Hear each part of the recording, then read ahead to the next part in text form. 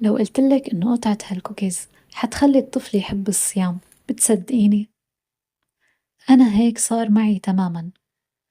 إفطاريتي الأولى بحياتي ما بنساها، مع إني كنت أحصل عليها بالأيام العادية بكل بساطة، بس بعد الصيام كان إلها طعم مختلف تماماً.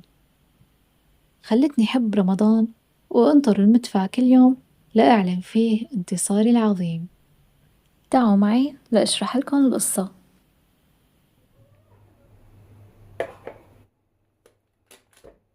سلام. في سكينة نأنس اليوم لصيام أطفالنا وكيف نزرع فيهم حب الله. قال الله سبحانه وتعالى في كتابه الكريم: يا أيها الذين آمنوا كتب عليكم الصيام كما كتب على الذين من قبلكم لعلكم تتقون.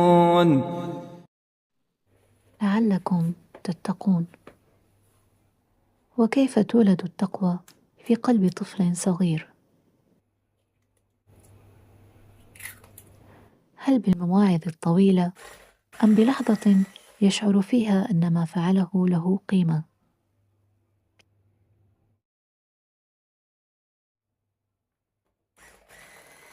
فالطفل حين يصوم هو لا يحارب الجوع فقط، بل هو يتعلم أول دروس مجاهدة النفس.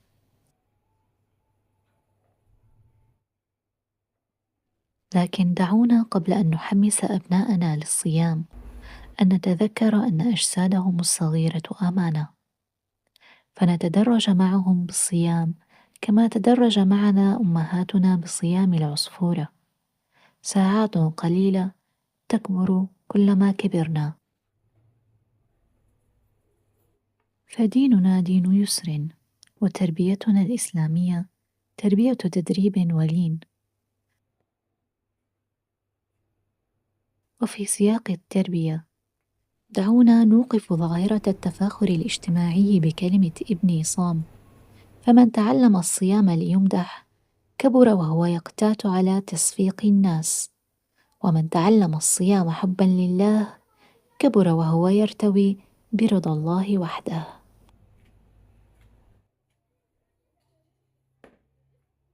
فنحن لا نريد أبناء يصومون إسقاطا للفريضة وحسب، بل نريد أن نربي أرواحا تشتاق لرمضان وتدرك أنه شهر قرب لله وغنيمة. فالعبادة التي تبدأ بحب تدوم.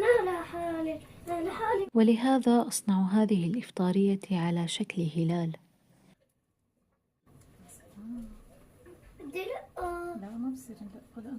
ذلك الرمز الذي كان يعني لنا في طفولتنا أن أياما جميلة سوف تبدأ. ربما ينسى الطفل طعم الكوكيز، لكنه لن ينسى أبدا أنه في أحد رمضانات عمره شعر بأنه البطل الصغير.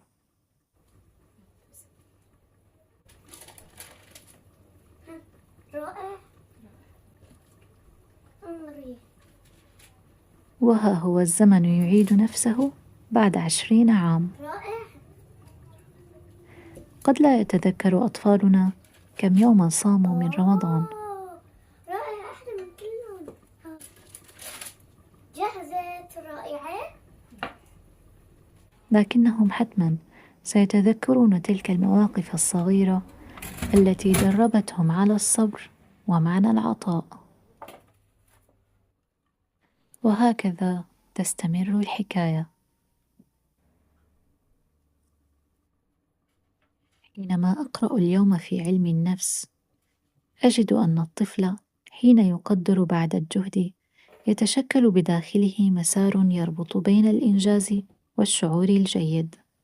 أبتسم، أقول في نفسي: جداتنا كن يفهمن التربية قبل أن تكتب في الكتب حتى. فأنا أتذكر جيدا إفطاريتي الأولى وبساطتها، لكنها كانت تقول لي: أنا فخورة بك. ليكن تعليمنا للصيام يسرا وتدرجا ومحبة، فنحن من نصنع ذكرى جميلة مرتبطة برمضان في قلوب أطفالنا. إيمان أرسلت لألعب موسيقى كل جيران أهلا أهلا رمضان أرسلت حبة موسيقى أولادك. هل تذكرون أول صيام لكم وما كانت فيه إفطاريتكم؟ وهل كنتم تنتظرون المدفع مثلي على الشبابيك؟